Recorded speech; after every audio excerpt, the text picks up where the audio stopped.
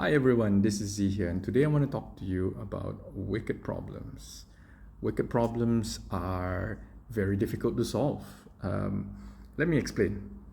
Some problems are tame, and what I mean by tame problems are they are problems that have a fixed set of rules, that are consistent, and when you solve the problem, it's very obvious that you've reached an answer that's correct. Some problems are complicated, and these are problems that have more rules and moving parts, but ultimately when you look at it, it's also solvable, and it's also very clear whether the answer is wrong or right.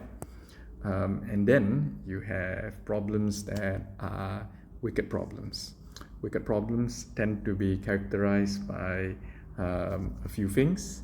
They tend to be complex and interdependent. Cause and effect all gets mixed up and jumbled. There usually is no one right answer. There are only solutions that are less wrong. They also tend to be unique, making learning from these problems quite difficult. And they also often involve multiple actors interacting with multiple environmental factors. Example of wicked problems could be climate change. That's a wicked problem. Poverty or homelessness. These are things that demonstrate all the characteristics that I just described. All is not lost though, because there are a few things that can be done to address wicked problems. I think first off, experiment. If we come to terms with the fact that you will never get a perfect answer, the only thing you can do is to try lots of small experiments to see what works, what doesn't work. And knowing that wicked problems also change depending on how you define it, and you need multiple perspectives. You need to sort of collaborate and create the atmosphere where everybody works together. And the next bit is around acting small. And what I mean by this is wicked problems are scary because they tend to be a tangled mess and it's difficult to see what you need to do. And what I mean by act small is you need to create a sense of momentum. And sometimes that means just trying stuff out at a local level.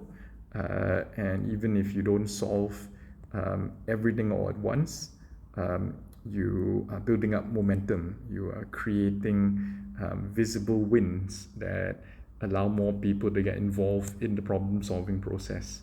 And there is something to be said about breaking stuff down. So it doesn't work every single time, but the reductionist approach is a valid response to some sorts of wicked problems. Now, in addition to acting small, it is important to also think big. And what I mean by that is the stepping back and understanding the larger picture may allow you to sort of find a one-click approach to solving the problem. But you notice that we still have that red in the middle, which is why, in addition to what I just described, it's also important to not only think big, but think sideways. And this is an image of Alexander the Great.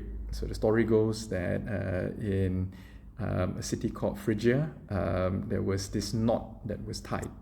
And the knot was very difficult to undo, and the person who could undo the knot would be the ruler of the whole of Asia.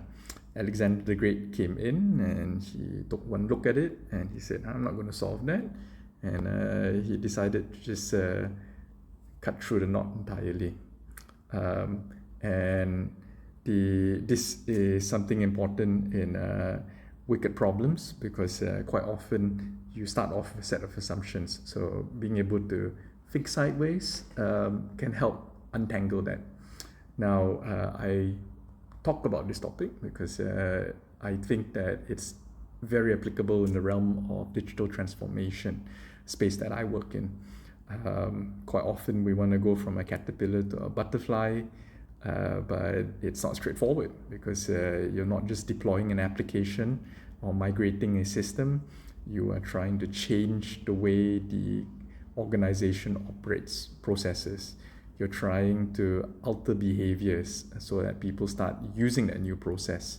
And there's a whole bunch of other things that are complex, interdependent, multiple people all interacting at the same time. And what you really want to avoid is, instead of turning into a butterfly, you end up with a caterpillar that is a lot faster. So I hope this has given you a bit of a overview about what wicked problems are and some ways to solve them. If you like this kind of content, remember to hit like and subscribe. And until next time, bye bye.